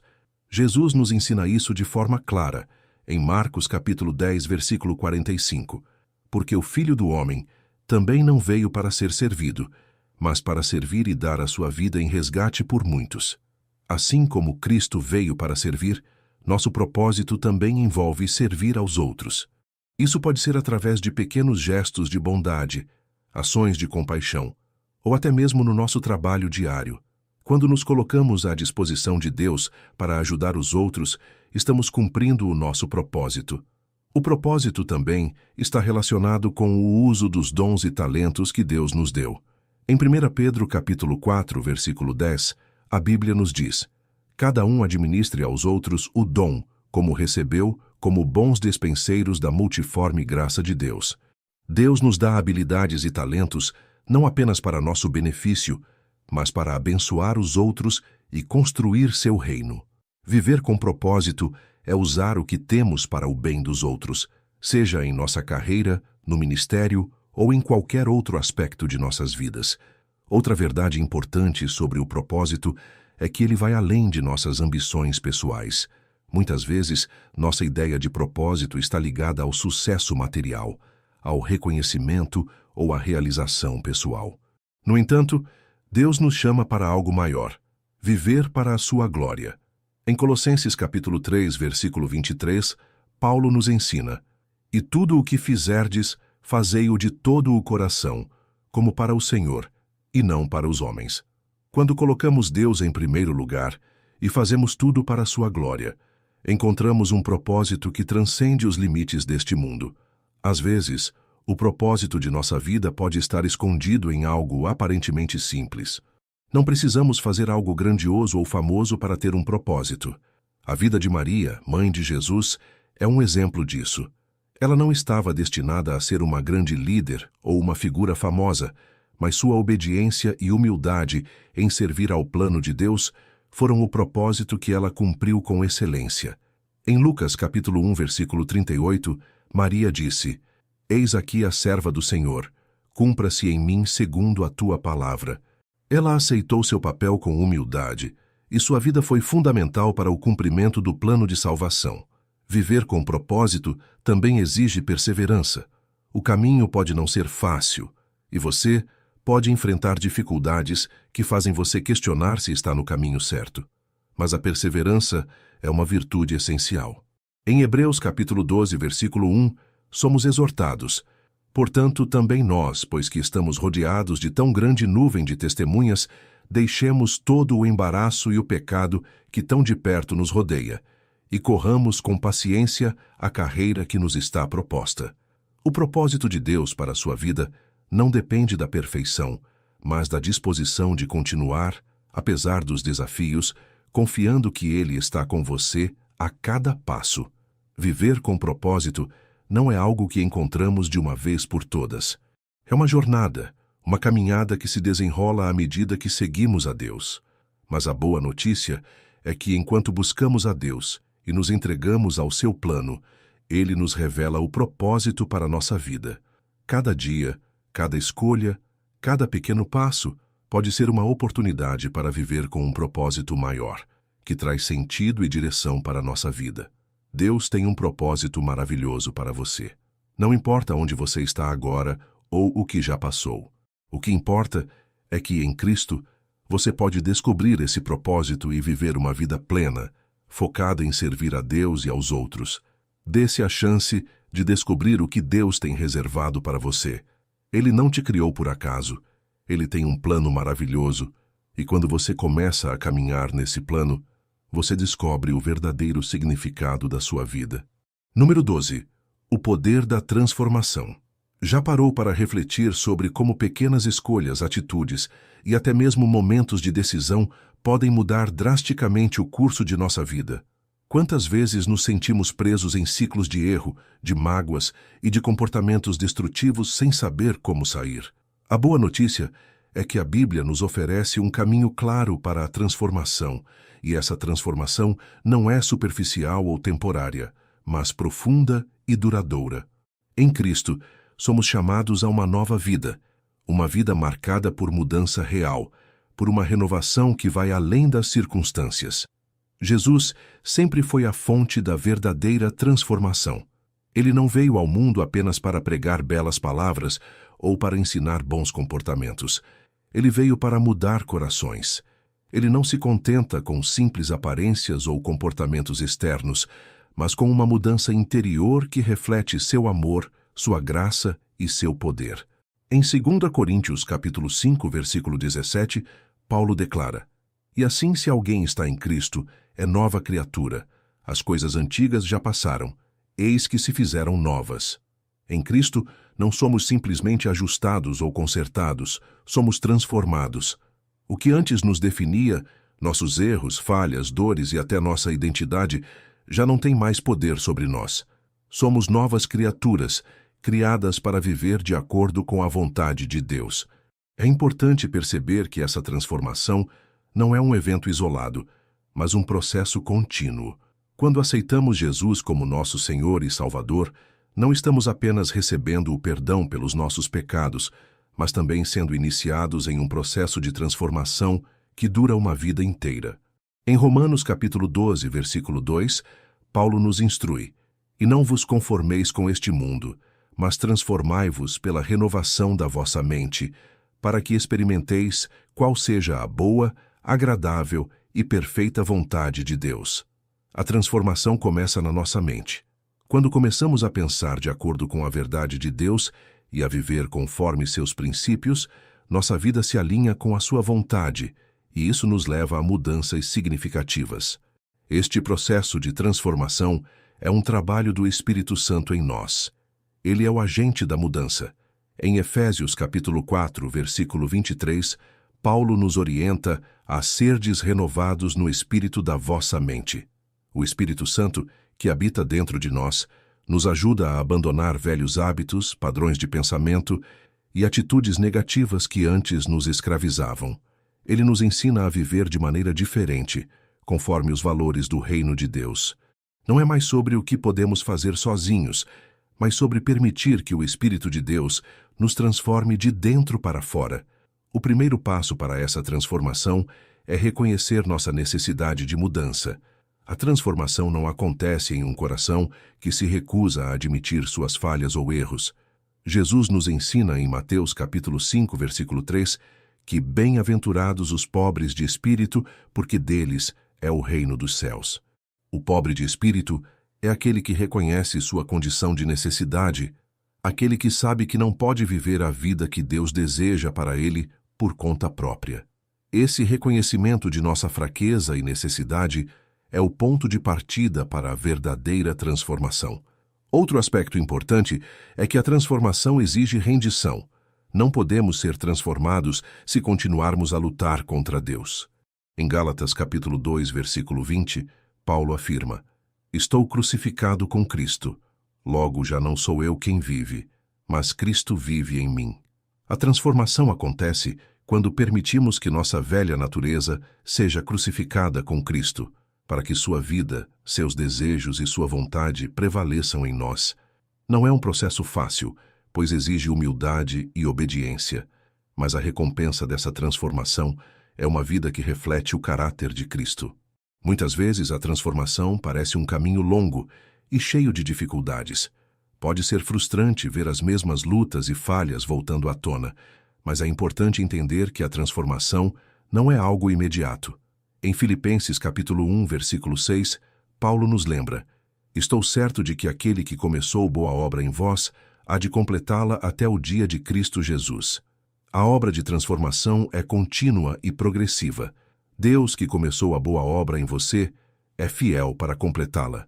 Ele não desiste de você, mesmo quando você parece estar distante ou lutando contra velhos hábitos. Além disso, a transformação exige que sejamos intencionais. Não é algo que acontece automaticamente. Em Tiago capítulo 4, versículo 8, a palavra de Deus diz: Chegai-vos a Deus, e Ele se chegará a vós. O processo de transformação exige que tomemos atitudes concretas para buscar a presença de Deus, ler sua palavra, orar e permitir que Ele nos molde. A transformação não acontece apenas com palavras ou sentimentos. Ela exige ações. Quando nos aproximamos de Deus, Ele se aproxima de nós e começa a moldar nosso caráter. A transformação também se reflete nas nossas atitudes em relação aos outros. À medida que Deus nos transforma, Ele nos ensina a amar, a perdoar e a servir aos outros com a mesma graça que Ele tem para conosco. Em Colossenses capítulo 3, versículo 12, Paulo nos exorta: Revesti-vos, pois, como eleitos de Deus, santos e amados, de entranhas de misericórdia, de bondade, de humildade, de mansidão, de longanimidade. Quando experimentamos a transformação de Deus em nossa vida, isso se reflete em como tratamos os outros. A verdadeira transformação é aquela que não só nos muda, mas também muda o mundo ao nosso redor. A transformação também traz consigo liberdade. Muitas pessoas vivem presas a ciclos de vícios, medos e padrões de comportamento que as mantêm afastadas da vida plena que Deus preparou para elas. Mas, em João capítulo 8, versículo 36, Jesus diz: Se, pois, o Filho vos libertar, verdadeiramente sereis livres. A verdadeira liberdade não é a liberdade para fazer o que queremos, mas a liberdade para viver como Deus planejou. A transformação traz a liberdade de viver sem o peso do pecado, sem as cadeias do passado e sem o fardo das expectativas do mundo. Além disso, a transformação nos leva a experimentar uma nova perspectiva sobre a vida. Em 2 Coríntios, capítulo 4, versículo 18, Paulo nos lembra: Não atentando nós nas coisas que se veem, mas nas que se não veem, porque as coisas que se veem são temporais, e as que se não veem são eternas. À medida que somos transformados, passamos a ver a vida de uma maneira diferente. As dificuldades, os desafios e as lutas já não têm o mesmo peso, porque entendemos que nossa vida é direcionada para algo maior, algo eterno, que vai além das circunstâncias terrenas. Por fim, a transformação traz consigo frutos visíveis. Em Gálatas capítulo 5, versículos 22 e 23, Paulo fala sobre os frutos do Espírito. Mas o fruto do Espírito é amor, alegria, paz, longanimidade, benignidade, bondade, fé, mansidão, temperança. Contra estas coisas não há lei. À medida que o Espírito Santo trabalha em nós, essas qualidades começam a se manifestar em nossa vida. A transformação traz uma nova maneira de ser, de agir e de viver. Quando permitimos que Deus nos transforme, nossas vidas começam a refletir os frutos do Espírito, e isso é um testemunho do poder de Deus que age em nós. A transformação é possível. Ela começa com a entrega a Cristo e é sustentada pelo poder do Espírito Santo. Não importa onde você está ou quão distante você se sente de uma vida transformada. O poder de Deus pode mudar sua vida, trazendo-lhe uma nova identidade, novos padrões e um novo futuro.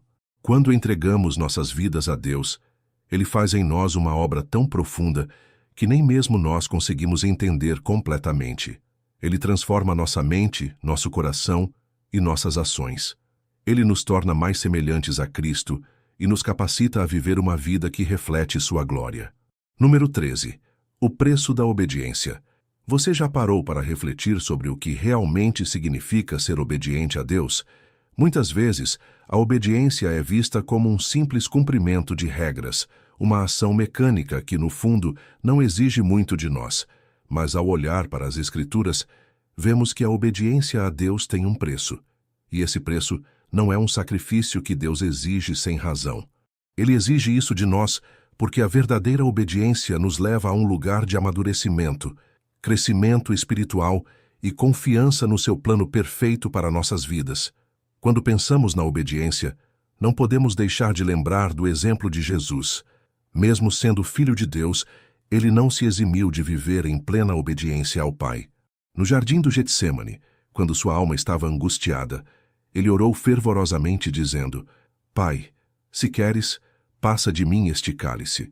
Todavia, não se faça a minha vontade, mas a tua. Lucas 22:42. Jesus sabia que a obediência tinha um preço.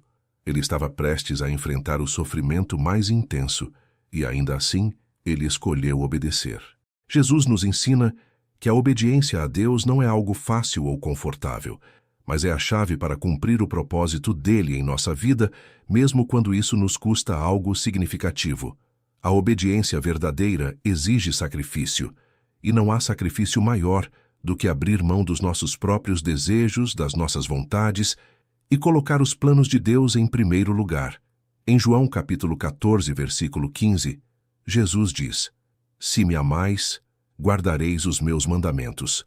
Obedecer a Deus é, antes de tudo, um ato de amor. Quando amamos a Deus de verdade, nos entregamos completamente à sua vontade.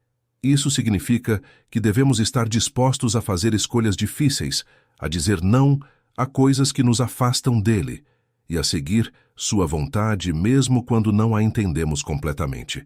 Muitas vezes, a obediência vai contra o que o mundo diz que é certo. O mundo nos diz que devemos buscar nossa própria felicidade, realizar nossos próprios desejos e viver para nós mesmos. Mas a Bíblia nos chama para algo diferente. Em Mateus capítulo 16, versículo 24, Jesus diz: Se alguém quer vir após mim, negue-se a si mesmo, tome a sua cruz e siga-me. A obediência verdadeira exige negação de nós mesmos. Não se trata de fazer o que nos dá prazer imediato, mas de seguir a Cristo, que é o modelo perfeito de obediência. No entanto, a obediência tem uma recompensa. Embora muitas vezes o caminho da obediência seja árduo e nos exija uma mudança de atitude e de coração, o que recebemos em troca é muito maior do que o sacrifício que fazemos. Deus recompensa a obediência com bênçãos, não necessariamente de maneira material, mas de maneiras espirituais e eternas. Em Deuteronômio capítulo 28, versículo 1, Deus diz: Se ouvires a voz do Senhor teu Deus, tendo cuidado de guardar todos os seus mandamentos que hoje te ordeno, o Senhor teu Deus te exaltará sobre todas as nações da terra. A obediência traz a exaltação de Deus em nossas vidas, e essa exaltação vai além das coisas terrenas. Ele nos exalta no seu reino, nos dá uma paz profunda e nos leva a uma vida mais plena. A Bíblia também nos ensina que a obediência não deve ser motivada apenas por um desejo de recompensa. Embora as bênçãos de Deus sejam incríveis, a obediência verdadeira vem do nosso amor e reverência por Ele. Em 1 Samuel, capítulo 15, versículo 22, Samuel diz: Tem o Senhor tanto prazer em holocaustos e sacrifícios, como em que se obedeça à palavra do Senhor? Eis que obedecer é melhor do que sacrificar, e atender é melhor do que a gordura de carneiros. Deus não se agrada de rituais ou de sacrifícios externos, mas Ele se agrada de um coração que o obedece sinceramente, com amor e disposição. Um aspecto importante da obediência é a paciência. Muitas vezes, esperamos que a obediência traga resultados imediatos. Queremos ver o fruto de nossa obediência agora, de forma visível e tangível. No entanto, a obediência a Deus não sempre traz respostas rápidas. Muitas vezes, ela exige que tenhamos paciência e confiança em seu timing. Em Hebreus capítulo 10, versículo 36, a Bíblia nos exorta: porque necessitais de paciência, para que depois de haverdes feito a vontade de Deus, possais alcançar a promessa. A obediência não é algo que se resolve de imediato. Ela exige persistência, paciência e confiança, de que no momento certo, veremos a fidelidade de Deus. Muitas vezes, a obediência pode nos levar por caminhos difíceis e dolorosos. Isso é especialmente verdadeiro quando seguimos a direção de Deus em áreas da vida onde o custo é alto.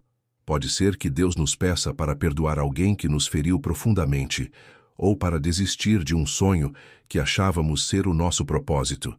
Em Mateus capítulo 7, versículo 14, Jesus nos alerta: porque estreita é a porta, e apertado o caminho que conduz à vida, e poucos há que a encontrem. A obediência nem sempre leva pelo caminho fácil, mas é o único caminho que nos leva à verdadeira vida. O preço da obediência também se reflete em nossa relação com Deus.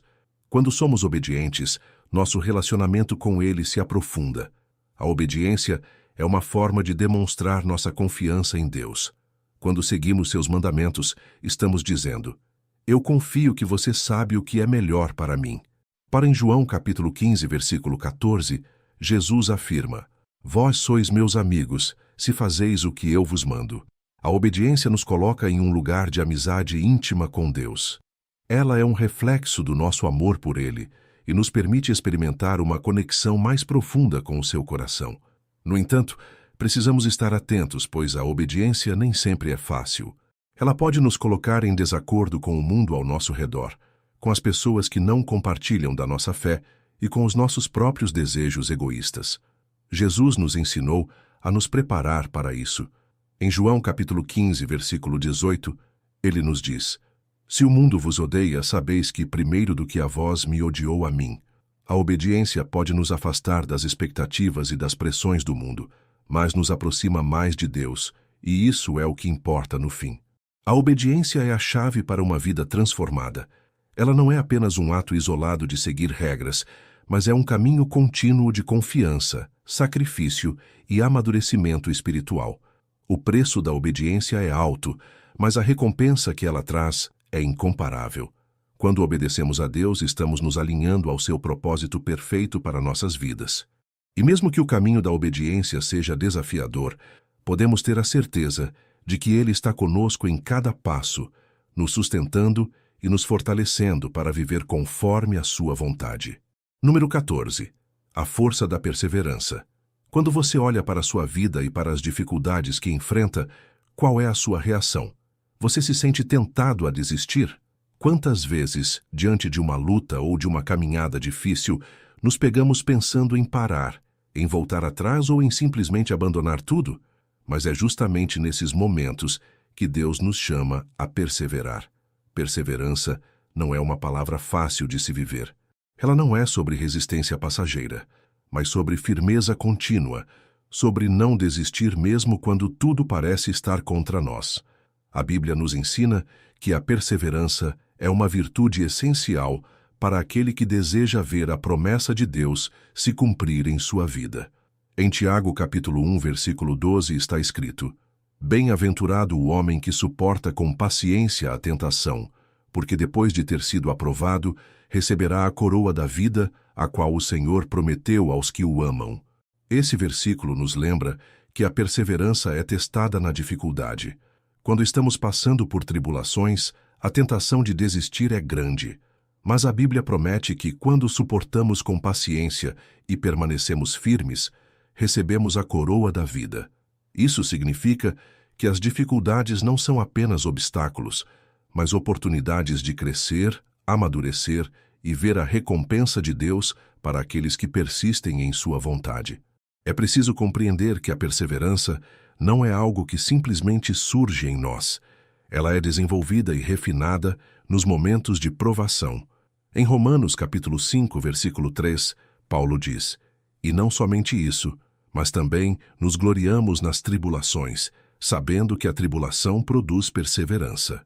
Ou seja, são as tribulações que geram em nós a perseverança. Elas nos ensinam a não confiar em nossa própria força, mas a depender totalmente de Deus. À medida que enfrentamos as dificuldades, nossa fé vai se tornando mais forte, nossa confiança em Deus vai crescendo e então aprendemos a confiar em sua fidelidade, mesmo quando não entendemos as razões pelas quais estamos passando por certos momentos. Jesus também nos falou sobre a importância de perseverar. Em Mateus capítulo 17, versículo 20, ele disse: "Porque em verdade vos digo que, se tiverdes fé como um grão de mostarda, direis a este monte: passa daqui para acolá, e ele passará, e nada vos será impossível." Aqui, Jesus nos mostra que, mesmo que nossa fé pareça pequena, ela é suficiente para nos dar força para perseverar. A verdadeira fé não é uma fé grandiosa ou imbatível, mas uma fé que, por menor que seja, não desiste, que permanece firme diante da adversidade. A perseverança é, na verdade, uma demonstração dessa fé, uma fé que não se abala mesmo diante dos maiores desafios. Em 2 Timóteo capítulo 4, versículo 7, Paulo nos fala sobre sua própria experiência de perseverança. "Combati o bom combate, acabei a carreira, guardei a fé." Paulo enfrentou inúmeros obstáculos em sua jornada, incluindo perseguições, prisões e sofrimentos físicos. No entanto, ele nunca desistiu. Ele soube que, para cumprir o chamado de Deus sobre sua vida, precisava perseverar. E ao final de sua vida, ele pode dizer com confiança que havia combatido o bom combate e guardado a fé. A perseverança para Paulo foi o que o manteve firme até o fim, o que o levou a ver a recompensa de sua dedicação. A perseverança também é um exemplo para os outros. Em Filipenses capítulo 1, versículo 14, Paulo fala sobre como sua própria perseverança, em meio ao sofrimento, se tornou um testemunho para os outros. "E muitos dos irmãos no Senhor, tendo confiança nas minhas cadeias, ousaram falar mais livremente a palavra de Deus, sem temor." Quando perseveramos, mesmo nas circunstâncias mais difíceis, nós inspiramos outros a também perseverar. Nossa fé em Deus se torna um exemplo de confiança e coragem para aqueles que nos observam. No entanto, a perseverança não é algo que fazemos sozinhos. Em Hebreus capítulo 12, versículo 1, a Bíblia nos lembra: "Portanto, também nós, pois que estamos rodeados de tão grande nuvem de testemunhas, deixemos todo o embaraço e o pecado que tenazmente nos assedia, e corramos com perseverança a carreira que nos está proposta." Não estamos sozinhos na corrida. A Bíblia fala de uma grande nuvem de testemunhas que nos rodeia. São todos aqueles que já perseveraram antes de nós, aqueles que estão sendo usados por Deus como exemplos para nós. Eles nos inspiram a continuar e a não desistir. E claro, sabemos que o Espírito Santo também está conosco, nos dando força para perseverar até o fim. No caminho da perseverança, devemos aprender a lidar com as adversidades e até com as falhas. Ninguém chega à vitória sem passar por quedas, sem tropeçar de vez em quando. Em Provérbios capítulo 24, versículo 16, está escrito: "Porque 7 vezes cairá o justo, e se levantará, mas os ímpios são derrubados pela calamidade." A perseverança não significa que nunca falharemos, mas sim que, quando caímos, temos a capacidade de nos levantar e continuar. O justo, mesmo caindo, sabe que Deus está com ele e que não importa quantas vezes caia, o Senhor sempre o levantará para continuar a caminhada. Outro aspecto importante da perseverança é que ela nos ensina a esperar no tempo de Deus. Vivemos em uma sociedade que exige resultados rápidos, mas com Deus, o processo é diferente. Em Isaías capítulo 40, versículo 31, a Bíblia nos ensina: "Mas os que esperam no Senhor renovarão as suas forças, subirão com asas como águias, correrão e não se cansarão, andarão e não se fatigarão." A perseverança envolve esperar pacientemente no Senhor, confiando que Ele está no controle e que Ele sabe o momento exato de agir. Não se trata de esperar passivamente, mas de confiar ativamente que Deus está trabalhando, mesmo quando não vemos resultados imediatos. Na prática, a perseverança exige um esforço contínuo, não importa o quanto as circunstâncias ao nosso redor tentem nos desanimar. Em 1 Coríntios, capítulo 15, versículo 58, Paulo nos exorta: portanto, meus amados irmãos, sede firmes e constantes, sempre abundantes na obra do Senhor, sabendo que o vosso trabalho não é em vão no Senhor. A perseverança é uma escolha diária de continuar fazendo o bem, de seguir os passos de Cristo, mesmo quando os resultados não são visíveis de imediato. A recompensa, no entanto, virá no tempo certo. Por fim, a perseverança nos ajuda a enxergar além das dificuldades momentâneas. Em 2 Coríntios capítulo 4, versículo 17, Paulo diz: porque a nossa leve e momentânea tribulação produz para nós um peso eterno de glória, acima de toda comparação. A perseverança nos permite ver além do presente, além das dificuldades e lutas que enfrentamos. Ela nos ajuda a focar na recompensa eterna, na promessa de Deus para aqueles que não desistem, que continuam firmes em sua vontade. A perseverança tem uma visão mais ampla, que vai além do agora, que olha para a eternidade. A perseverança é essencial para alcançar os objetivos espirituais que Deus tem para nós. Não podemos desistir no meio do caminho. Cada desafio, cada luta, é uma oportunidade de crescer, de fortalecer nossa fé e de nos aproximar mais de Deus. A perseverança é a chave para experimentar a vitória em Cristo e para viver plenamente conforme a sua vontade. Número 15. O caminho da transformação. Você já se sentiu preso em velhos hábitos, comportamentos ou padrões de pensamento que parecem não mudar? Você já olhou para a sua vida e pensou: eu deveria estar mais distante desses erros, mais maduro, mais forte espiritualmente? A transformação é algo que todos desejamos, mas o caminho para ela nem sempre é claro. Muitas vezes, olhamos para a nossa vida e pensamos que estamos longe do que Deus espera de nós. Mas é nesse processo de transformação que Ele nos encontra, nos molda e nos transforma à sua imagem.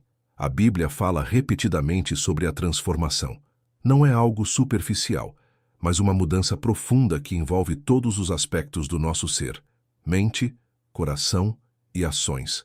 A transformação começa quando decidimos, de coração, buscar a mudança que Deus quer fazer em nós. Em Romanos capítulo 12, versículo 2, Paulo nos exorta: e não vos conformeis com este século, mas transformai-vos pela renovação da vossa mente, para que experimenteis qual seja a boa, agradável e perfeita vontade de Deus. Aqui, Paulo nos ensina que a transformação começa com a renovação da mente. Não podemos continuar vivendo de acordo com os padrões do mundo. A verdadeira mudança começa quando decidimos que nossos pensamentos, atitudes e ações devem refletir a vontade de Deus. No entanto, a transformação não acontece da noite para o dia. Ela é um processo, e como todo processo, exige paciência, dedicação e, principalmente, a presença de Deus. Em 2 Coríntios, capítulo 3, versículo 18, Paulo fala sobre esse processo contínuo de transformação. Mas todos nós, com o rosto descoberto, contemplando como por espelho a glória do Senhor, somos transformados de glória em glória, na mesma imagem, como pelo Espírito do Senhor. A transformação é gradual, mas ela é constante. À medida que buscamos a presença de Deus e nos entregamos ao seu Espírito, vamos sendo moldados de dentro para fora, tornando-nos mais semelhantes a Cristo. Esse processo de transformação, muitas vezes, nos desafia a abandonar velhas formas de viver e a abraçar o novo. Em Efésios capítulo 4, versículo 22, Paulo nos instrui a despojar-vos quanto à antiga maneira de viver do velho homem que se corrompe pelas concupiscências do engano. Para que a transformação aconteça, precisamos deixar para trás as coisas que nos mantêm presos ao passado. Velhos hábitos, vícios, pensamentos errados, tudo isso precisa ser abandonado. Isso não significa que será fácil, mas significa que a transformação exige ação. Uma ação que vem da decisão de seguir o caminho de Cristo, deixando para trás tudo o que nos impede de crescer. A mudança, muitas vezes, é acompanhada por desafios. O caminho da transformação não é sem dificuldades. O próprio Jesus, ao falar sobre a transformação espiritual, usou uma metáfora poderosa em João capítulo 15, versículo 2. Todo ramo que, estando em mim, não dá fruto, ele o corta, e todo aquele que dá fruto, limpa-o, para que dê mais fruto. A transformação muitas vezes envolve poda. O processo de ser moldado por Deus exige que Ele, muitas vezes, remova coisas de nossa vida que não são boas para o nosso crescimento espiritual. Esse processo pode ser doloroso, mas é essencial para que possamos dar frutos abundantes. Uma parte importante da transformação é a mudança no nosso coração. Deus deseja mudar nossa motivação, nossa maneira de ver o mundo e, principalmente, a maneira como amamos. Em Mateus capítulo 22, versículo 37, Jesus nos ensina: amarás o Senhor teu Deus de todo o teu coração, de toda a tua alma e de todo o teu entendimento. A transformação verdadeira acontece quando o nosso coração é renovado, quando nossa motivação interior muda para refletir o amor de Deus por nós e pelos outros. Quando amamos a Deus de todo o nosso ser, nossas ações se tornam uma expressão desse amor e somos transformados de dentro para fora. À medida que nossa mente e coração são transformados, nossas ações também começam a mudar. Em Tiago capítulo 2, versículo 26, está escrito: porque assim como o corpo sem espírito está morto, assim também a fé sem obras é morta. A transformação não é algo que acontece apenas internamente, ela se reflete nas nossas ações. Quando somos verdadeiramente transformados por Deus, nossas atitudes, comportamentos e escolhas de vida mudam. Não há como ser transformado por Deus e continuar agindo da mesma maneira. A fé genuína sempre se manifesta em ações concretas de amor, bondade e serviço aos outros. É importante perceber que essa transformação é uma obra contínua. Em Filipenses capítulo 1, versículo 6, Paulo nos lembra: estou plenamente persuadido de que aquele que em vós começou a boa obra a aperfeiçoará até o dia de Jesus Cristo. Deus não nos deixa no meio do caminho. A transformação pode ser lenta, pode ser desafiadora, mas Ele promete que até o fim, Ele continuará sua obra em nós. O que Ele começa, Ele sempre termina. Não importa o quanto demore ou quão difícil seja, a transformação será concluída. O processo de transformação também nos leva a um lugar de maior liberdade. Muitas vezes, vivemos cativos de nossas próprias escolhas, vícios ou traumas do passado. Mas quando Deus entra em cena, Ele traz verdadeira liberdade.